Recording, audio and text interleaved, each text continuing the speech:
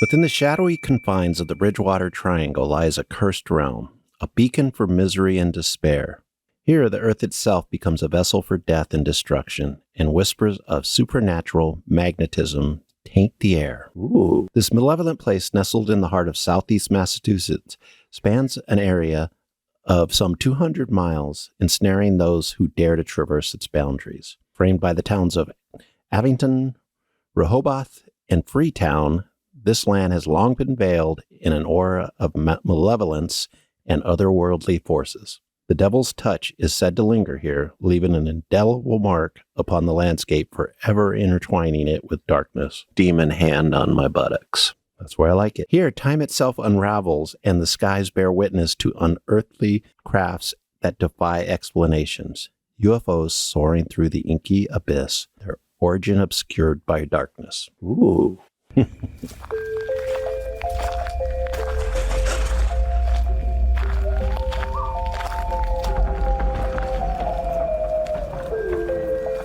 are now entering the realm of the freaky deaky, an unsuspecting stop at the crossroads of fantasy and reality, where the frayed edges of make-believe seep into this cookie-cutter white picket world you've been led to believe is far from extraordinary. What you're about to hear are true stories. Alleged true stories. Christian, just... okay? Tales of the strange and inexplicable thought only to exist in film and folklore.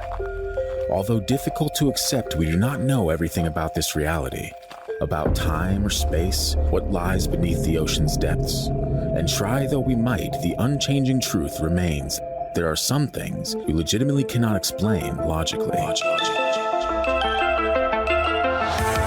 Let me get a couple drinks in. Christian, why don't you get a couple drinks in while I welcome everyone back into the show. Welcome back to the Freaky Deaky. As always, I'm your host, Scott, and I'm joined by your other host, Christian. And, of course, that's what you get for messing with me. Terrified. Anyway, we're glad that you could join us once again for yet some more freaky, some high strangeness, if you will. If you are new to the show, welcome. Please take a moment of your time, if you're enjoying your stay, to rate and review the show. You guys got us past 100 reviews on Spotify, and that is highly appreciated. Let's keep that going. Let's keep pushing it. Let's see how far we can take this. You know, we really appreciate all of your guys' help helping us grow the show. And if you want to do that even more so, you can binge through our YouTube videos to help us reach a certain quota that we need by the end of the year to monetize the channel. And when that happens, it's only going to help us grow even further. So check us out at Freaky Deaky Pod on YouTube, Instagram, and Facebook, and Threads, and at TFT Paranormal on TikTok.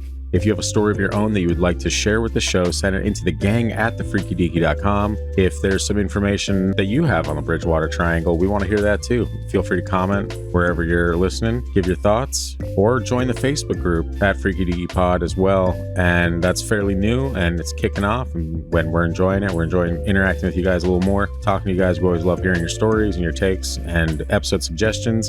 And this one, I believe, was actually an episode suggestion from Melanie, who is, well, she's just an amazing human being that really enjoys the show.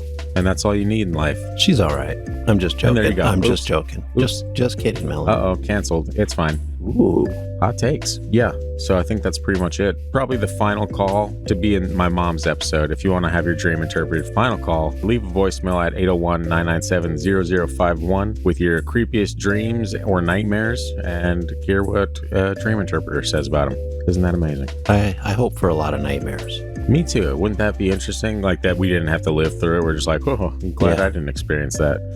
But yeah, send them in. We want to hear them, and it's going to be a really interesting episode. So if that tickles your fancy, do it.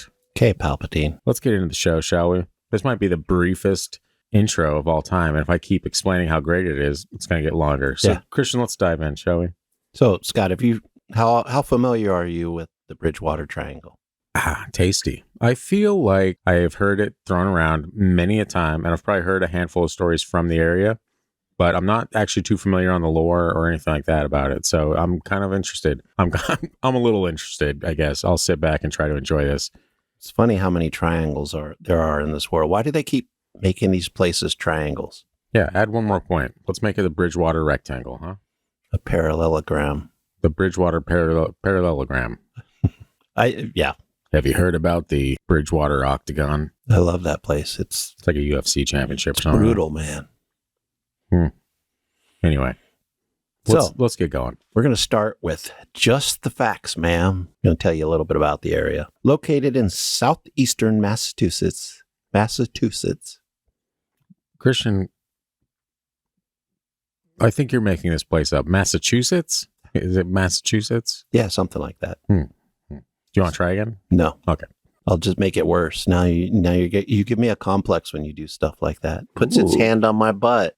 I didn't mean to hit the butt one, but it worked. It worked out that it said ooh at the same time. So yeah. It's fine, really. Located in southeastern Massachusetts is the Bridgewater Triangle, an area of about 200 square miles that has been the site of legends and curses for centuries, and has been said to be called the home of strange phenomena, including ghosts, Bigfoot, UFOs, and other strange creatures. At the center of the region is Hockomock Swamp. Hockomock, yeah. See, that one I've heard of. Yeah. Okay, I'm glad, because I'm like, I think this is the right way to say the word. The swamp was long used by the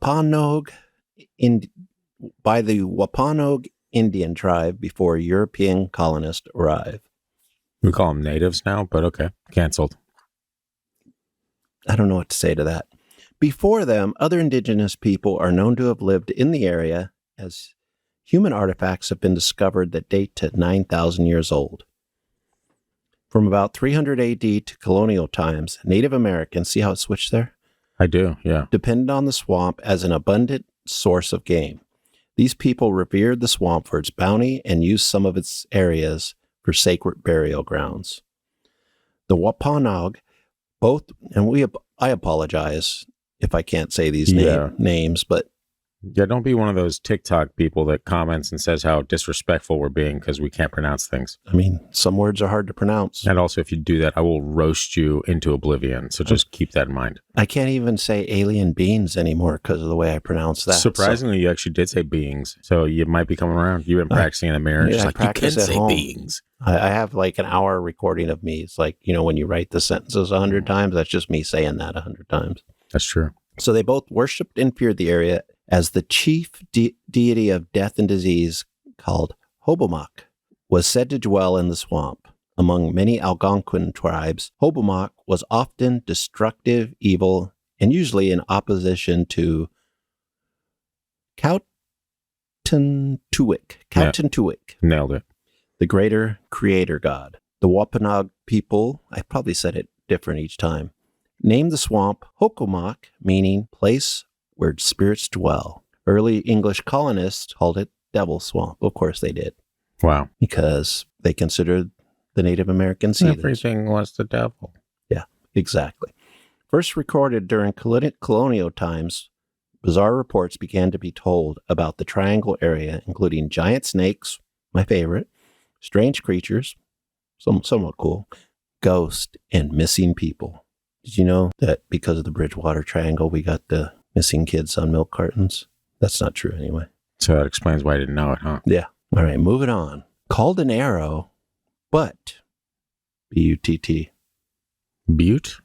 But. But I'm like, let's add an extra T in there. And then Scott came up with this fancy little thing about me. But. Yeah, see? I figured he had that one. Can I offer you a can of beans in these trying times? Thank you, man. Oh, it's just moving back over to the other one. It's all right. Yeah. Unclench your cheeks. It's not going anywhere. Not cool. Therapy is expensive for me because of you. The spooky mysteries of the Bridgewater Triangle linger, luring seekers into the realm of UFO encounters where odd lights and suspected extraterrestrial objects have left an everlasting impression on collective memory. The 1970s saw a fascinating spike in UFO activity, with some of the Triangle's most renowned cases centered on the enthralling apparition in the night sky. Throughout the summer of 1978, several tales of strange lights dancing above filtered in, adding to the region's aura of the unknown. The next spring saw still another increase, which peaked on March 23rd, my sister's birthday. Happy birthday, Jody. Jerry Lopes and Steve Spragia of WHDH Radio News found themselves witnesses to a strange scene as they drove near the Rainham dog track. Remember how I talked to you about whippets in the last episode in greyhounds? No, because I probably cut it out. Okay. A beautiful glowing object resembling an arrow or a baseball home plate appeared over the tree line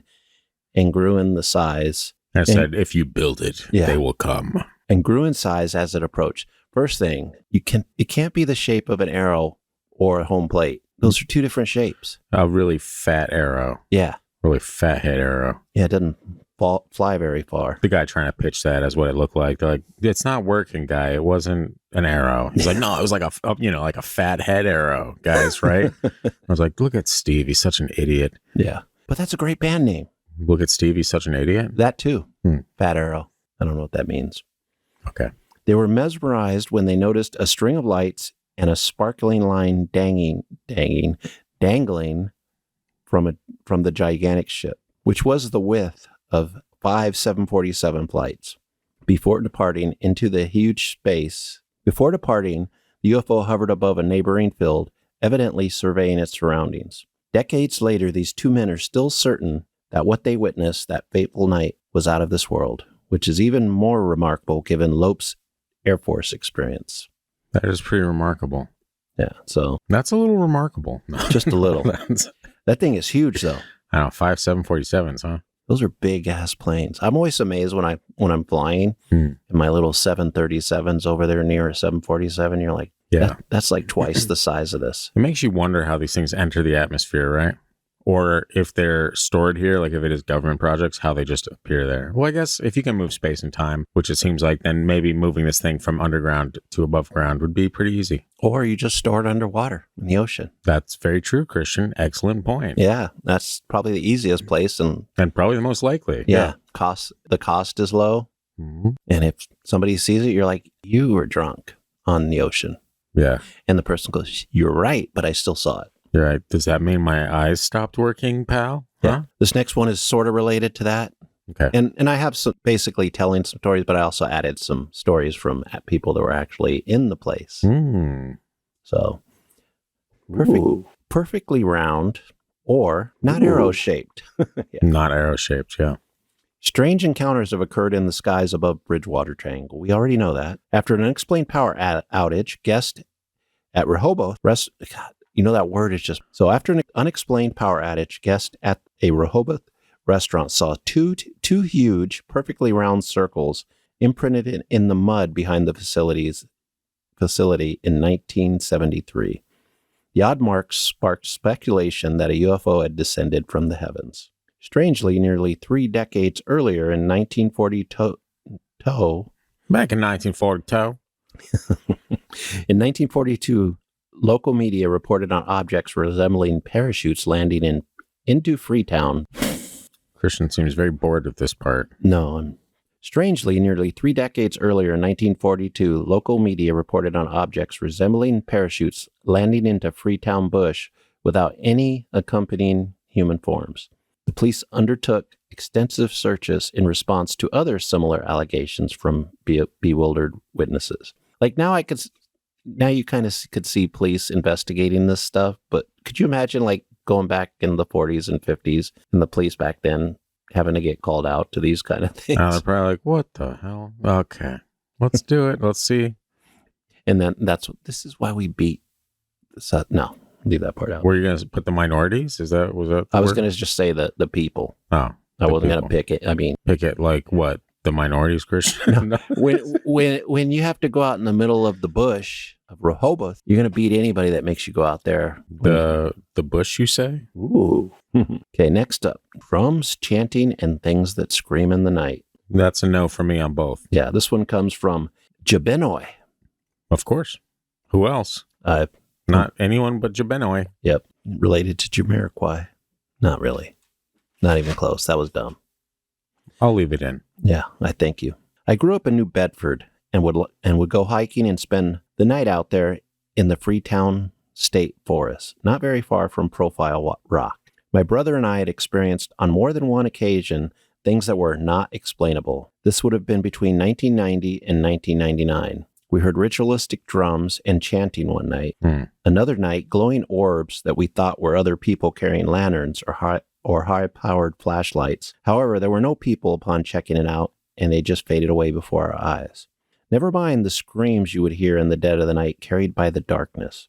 On another occasion, and this still haunts me to this day, we were hiking in what I can only describe as the darkest night imaginable with limited light sources, and as we were hiking along the path to our right, we heard something breaking brush and tree branches charging toward us in the pitch black.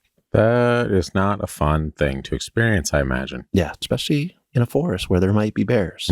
Or just crazy people in general. I was reading on one of the hiking in Alaska groups about, I think it was around Mount Baldy or something like that. That confuses me because we grew up in California and there's a Mount Baldy there. Yeah, but they said there was a wild man running after people. I think he was naked, wearing an axe. Not wearing an axe, but using an axe, and saying that he's going to kill people. And then they got back to their car, and there's like 4 cars with like slashed tires. And this happened on multiple days in a row. So this wild man just out there in the woods. Brings back an oldie, but a goodie.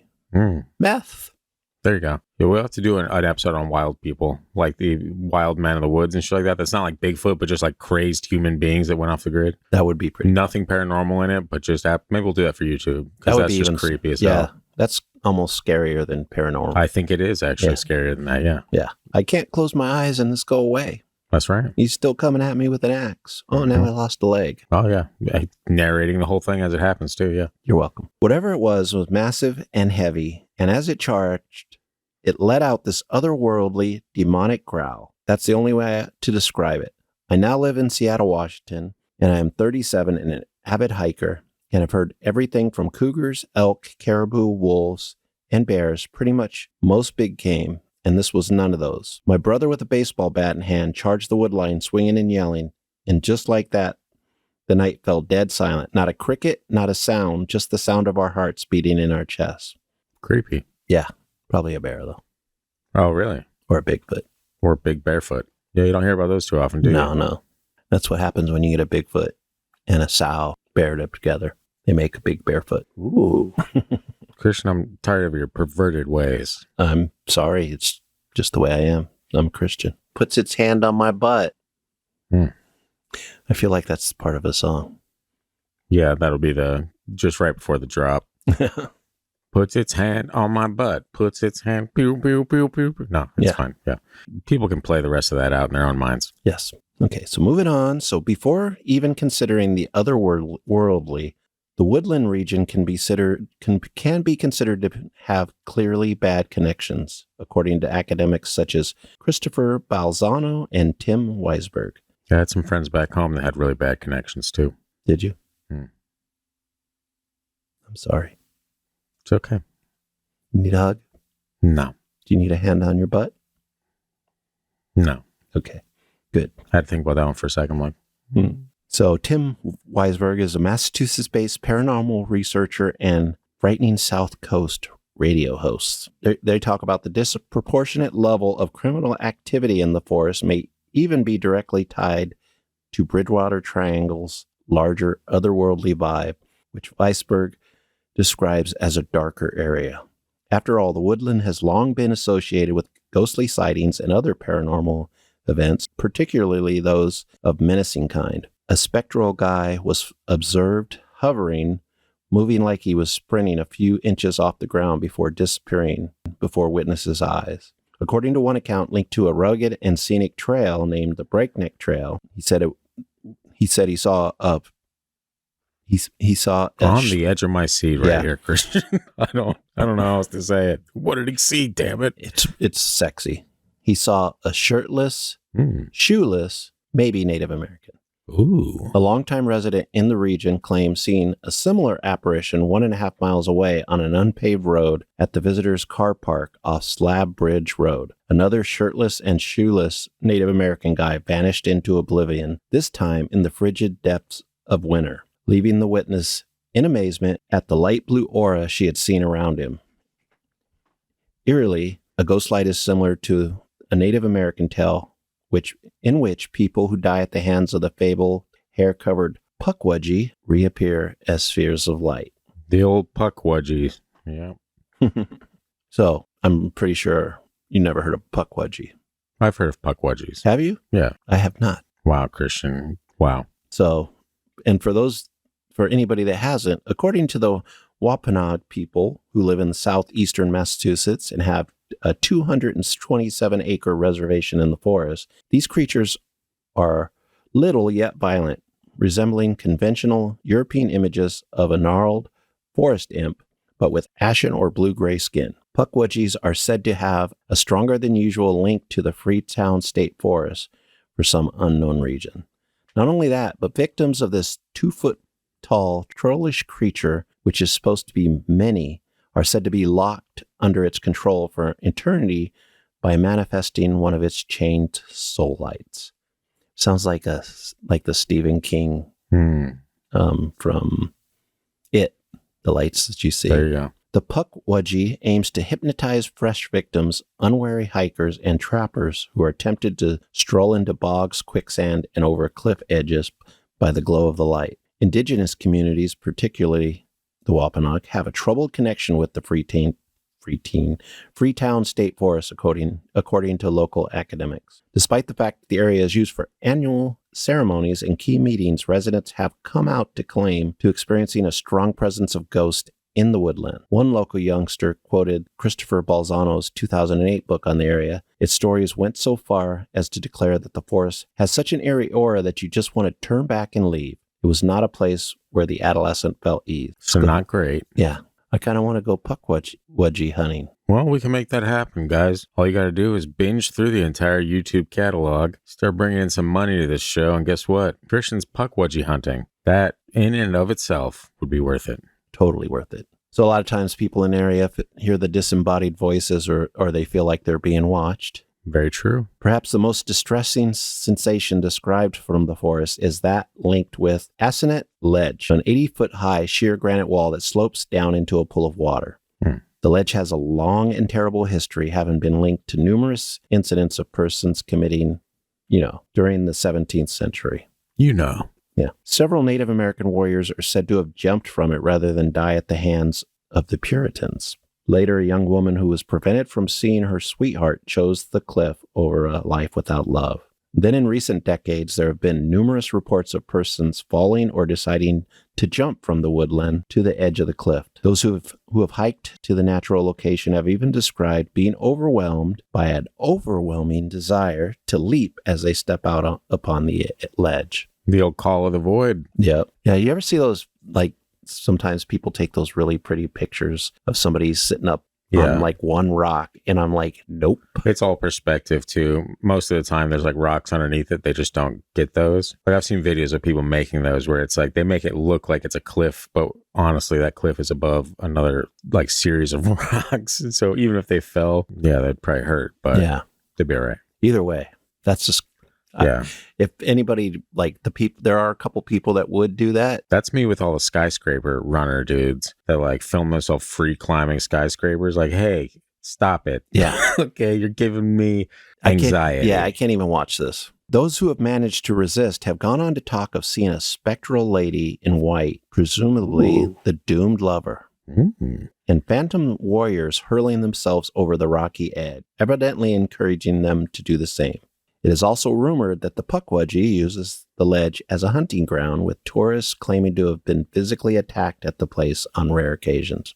Weird. How'd you like to have one of those stories under your belt? Well, when I go Pukwudgie hunting, I will not be going in this area. Which is weird, because you would think if he wanted to hunt one, he would go in this area. I'll stand off to the side to the entrance of this area, but I'm not going up on the ledge. No, man. It's the only way, Christian. The only way to die. But wait, there's more. Aside from the lethal atmosphere of the cliff, the Freetown State Forest is rumored to hide other terrible secrets, such as shadow figures, robed witches, your favorite, and according to former Detective Sergeant Alan Elvis. Totally made up. Yeah, totally made up. Or Elvis just did an Obi-Wan. Yeah. Called himself Alan Elvis. Wow. We found him right here on the Freaky Deaky. You're welcome. This detective found an underground bunker stocked with scary dolls.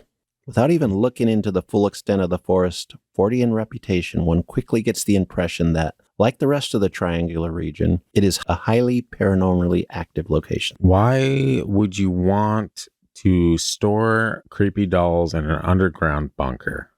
Unless they're all cursed. This person goes around the world hunting creepy dolls. That is much better than what the Warrens did. Yeah. Let's put it in a case where my kids can get into it. Stupid. A guy named Aaron Casu, who is co-creator of a 2013 documentary on the Bridgewater Triangle. He's also a self-described skeptic. Whoa. Those are so rare. I don't consider myself skeptic. I consider myself skeptical. Wow. We're much better than the skeptics. Wow.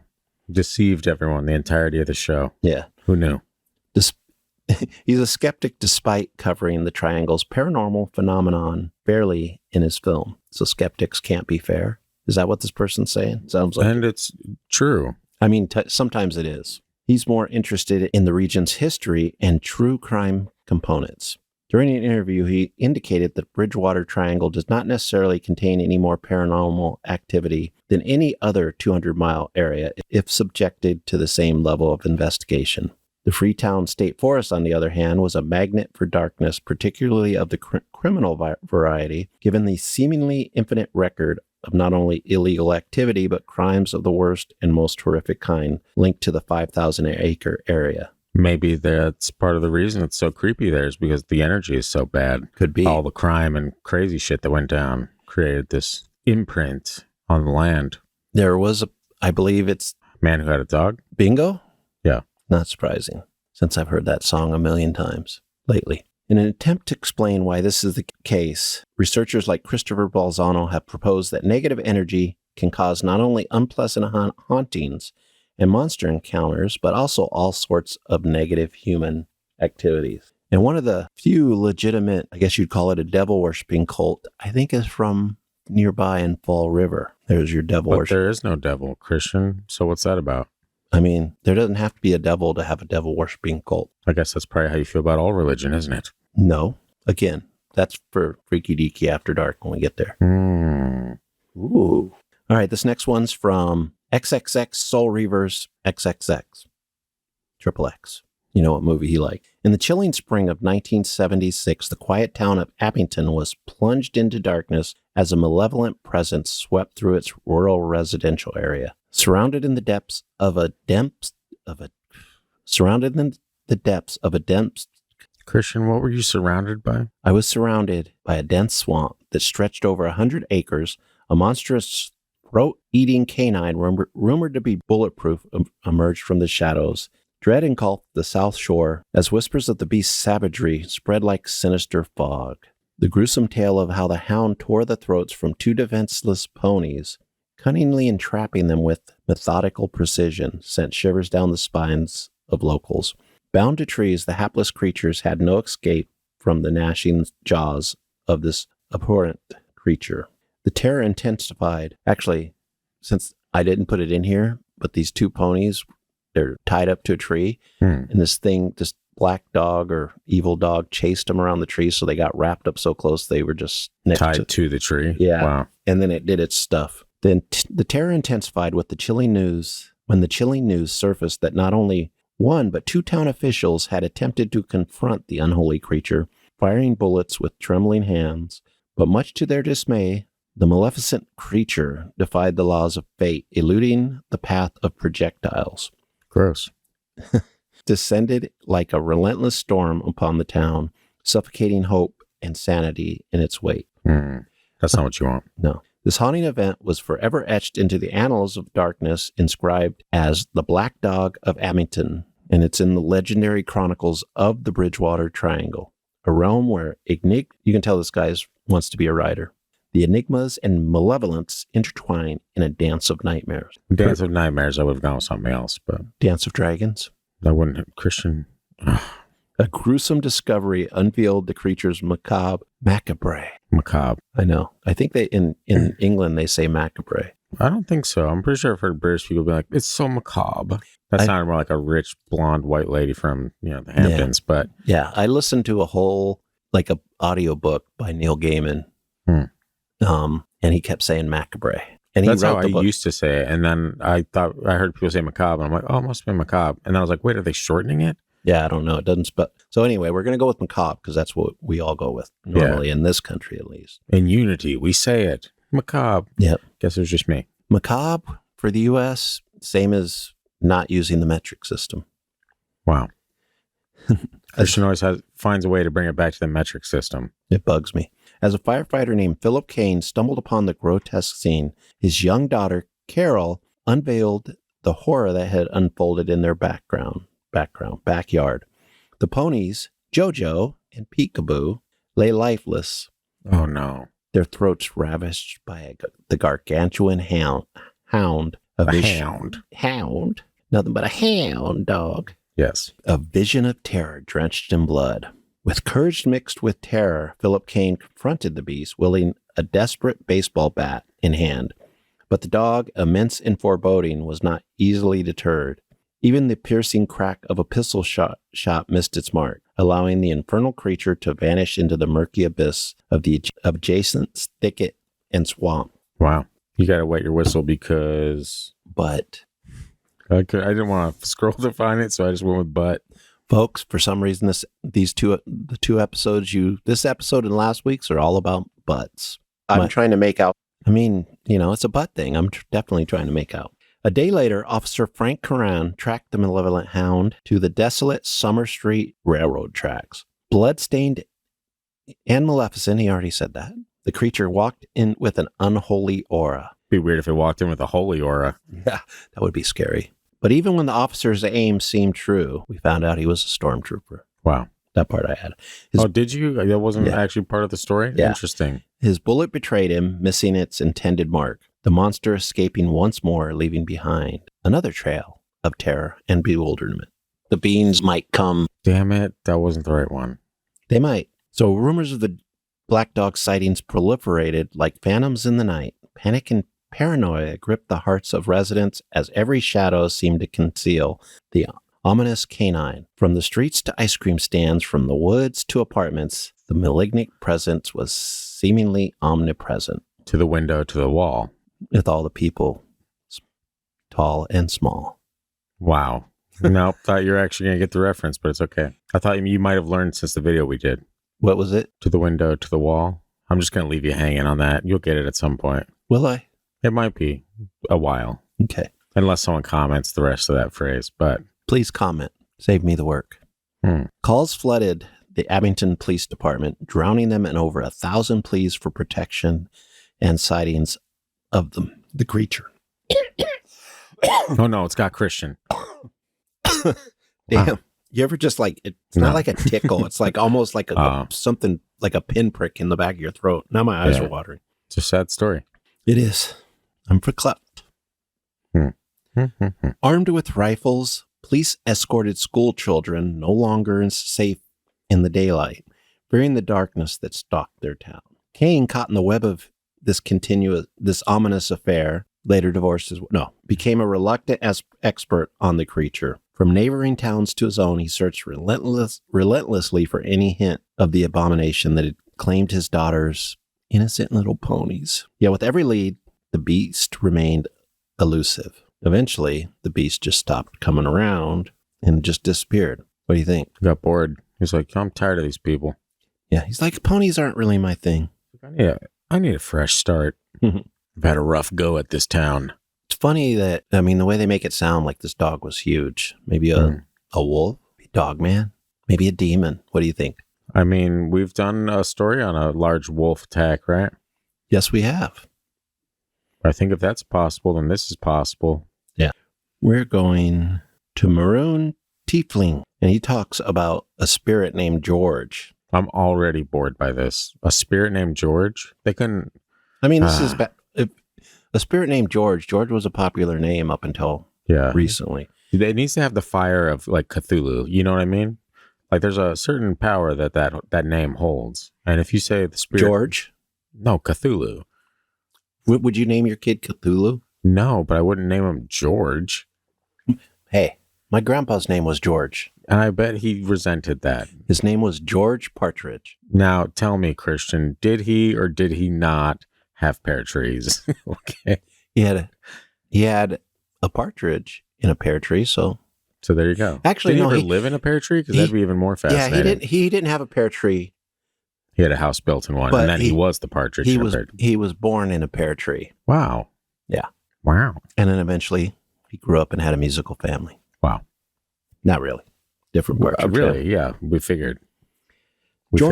George is a spirit that haunts the theater at Bridgewater State University. And as someone who minored in theater, I had an on-campus job in the costume shop. I promise he's there. I heard and saw him out of the corner of my eye several times in my 3 years there, but my favorite moment was my first encounter. I'd been at the school for a few months and already heard about George, but didn't take it seriously. One Saturday afternoon, we were all on the stage working on some big set pieces for our production of Guys and Dolls. I heard some footsteps walking up the stairs to the stage from the basement where the green room, costume room, and a bunch of classrooms and storage area are. Then I heard the door to the stage open and close. I wasn't looking, but from the sound of the footsteps, I figured it was Brett, one of our scene shop managers. I needed him for something, so I called out to him. After a beat, one of my classmates said, "Brett's not here." I think he'd gone to get lunch. So I said, "No, I just heard him come upstairs," and opened the door. To which one of the other scene shop guys said completely nonchalantly, "Oh, that was George." Classic George. You know what ruins George for me? Mr. Seinfeld. Costanza. Yeah. Costanza. Believe it or not, I hasn't at home. No, it's fine. Do you even know what that song's from? Yeah. What? Because we talked about it like 10 episodes ago, but I can't remember.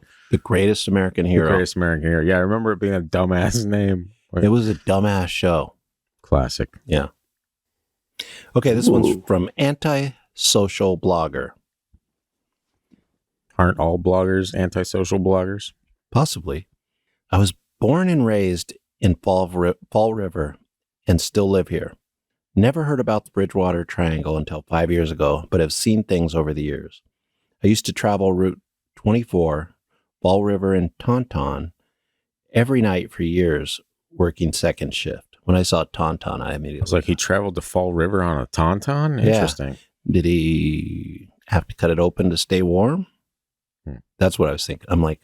You would. Yeah, you definitely would think that. I have seen fireballs on more than one occasion. I've had paranormal experiences when I was a kid and as an adult. Had a very strange UFO sighting right over my house back in the 90s. Saw something weird in the woods off Route 24 once. Looked like something out of Close Encounters. Fog, flashing lights, the whole shebang. My buddy who was driving did not want to investigate. Yeah, I imagine. It was not like he was driving with Travis Walton or something. You know, you and I'd be screwed because we'd be driving somewhere and that would happen. I'd kick you out back. Hey, I believe all this shit, man. You don't. So go out there and check it out. I'd be like, "Scott, we have a podcast. We have to do this for the listeners." Famous last words. Famous last words. Yeah. Call back. Yeah. Not so famous last words is probably the true answer, but it's fine. Yeah. Heard a story from a friend that encountered a black UFO hovering above the trees on the path to Profile Rock with his girlfriend back in the 60s. A little racist, but all right. Oh, I get it. I was like, what's racist? Story from another friend that told me him and his buddies got chased by an Indian Native American. A little racist, but all right. By a Native American on horseback while driving somewhere around Freetown years ago. But they were too high to remember where. Okay, we'll finish off with a tree falls in the woods. Does it make a sound? I don't know. It might. We weren't there. That's a whole different episode. That is. This one is from Illustrious Bread. Hey, I get it. Not me. Bread's just so to me. Wow. Get out. I grew up in Rockland, Abington area, which is at the northernmost tip of the BT. While cryptids weren't seen exactly, save for supposed sighting of a goat eater. You have a chupacabra there? I mean, why not at this point? Spin the wheel. What's the cryptid? You know what I mean? What do we get today? Everybody's a winner. A multitude of unnerving situations were experienced by myself and friends growing up that directly encouraged us to have an interest in the occult, paranormal, etc. It's hard to describe that the woods in the area, while lovely and friendly to hikers, they've always seemed to have a dark, nauseating, heavy energy, which always made the experience of being in the forest more stimulating above and beyond just having privacy as a youth. That would make sense if you're young. That would be scary as hell, but when you're young, you will go into scary places. Yeah. And sometimes die. Sometimes they die. That's right. Just a brief overview. Many stories of decapitated cats being discovered around town, personally finding an occult altar in the woods, a beheaded goat carcass discovered in the woods behind a cemetery on Webster Street by the police, friends finding a decapitated squirrel head found stuck in the tree branches in the same wood. The only one I can say might have a legitimate reason was the squirrel head. Yeah, but even that's kind of weird. Some animal just like, oh, I don't like the head. It's not meaty. Just kind of prop it up here on this branch. Just dropped it, maybe a bird or something. The rest are pretty creepy. Yeah.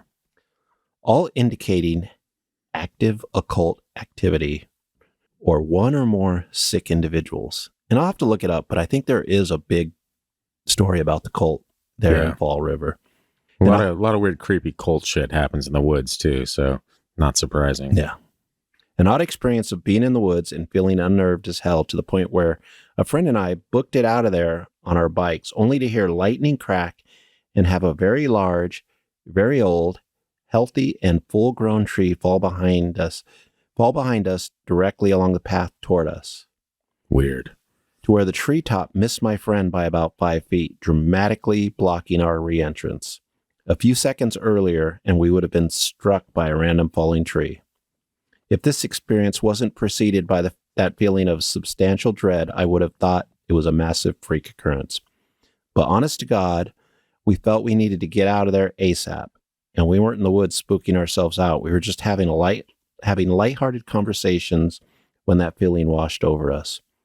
Weird. I could go on and on and on. And on and on and on. Okay. Yeah, about bizarre personal experiences, but many are subtle.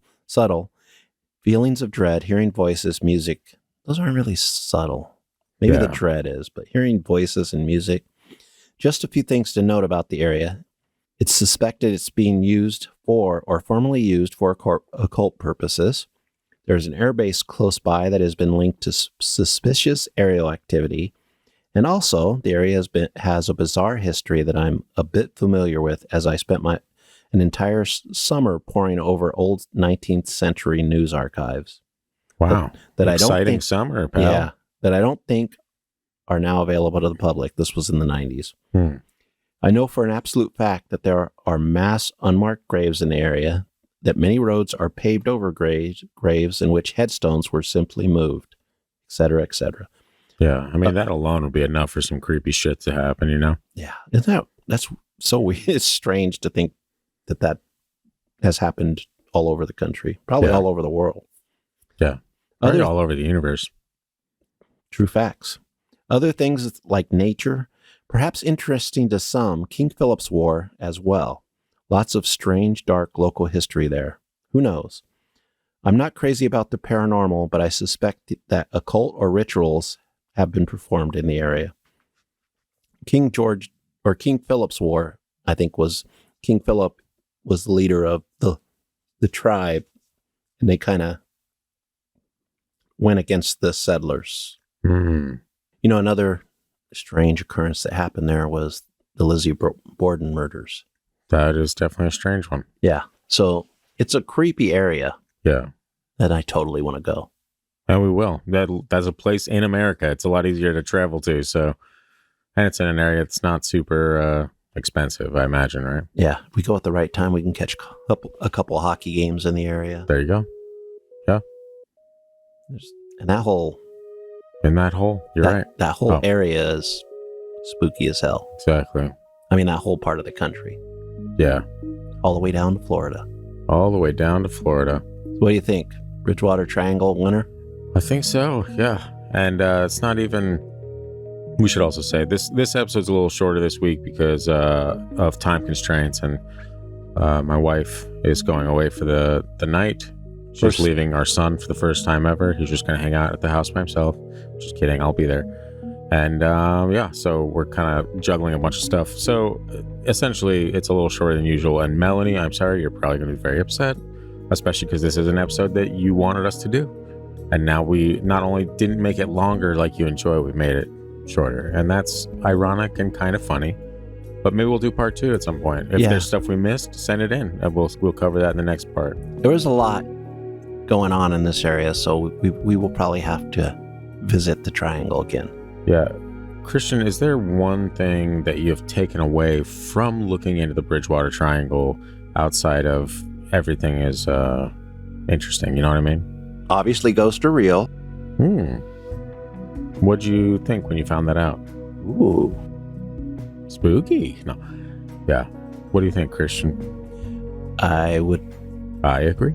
I'm still stuck in my same thing where I kind of don't necessarily believe the ghost thing. I mean, what about that tree story at the end? Healthy, big-ass tree falls right in front of you. Sounds like Bigfoot to me. Sounds like some Bigfoot activity, yeah. Yeah, and that's exactly how, we've heard stories about them blocking paths before into their territory. That is true. And we're in that area, everything lines up. Pukwudgies, maybe there's some mischief afoot. Yeah, you're up near Canada, where they, if there's Bigfoot in the area, they can migrate up to Canada, come down to the States when it's getting cold, be a little less cold, and they can try to topple trees on the heads of little kids. Sounds like Christian has it all figured out. As always. As never. Anyway, yeah. Let us know what you guys think in the comments wherever you're listening. If you're on YouTube, leave a little something in the comments below. If you are listening anywhere else, take just a moment of your time. Rate the show 5 stars, guys. We really appreciate it. We put a lot of work into this show, and we're constantly putting work into stretching things out, expanding the freak universe. Aren't we using the fact that your wife, my daughter, going out of town, we're going to do something later on tonight too? We are, yeah. It's undecided exactly what, but something will be done video-wise tonight.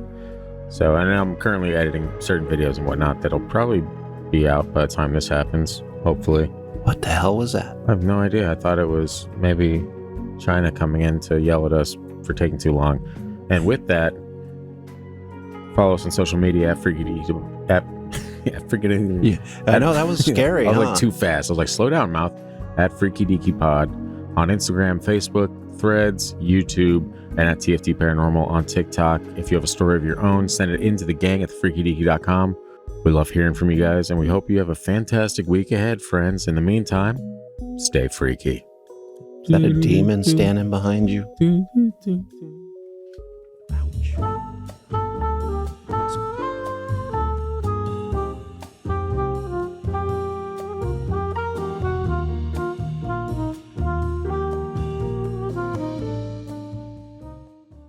Demon hand on my buttocks. The Cave of Higher Beings. Ooh.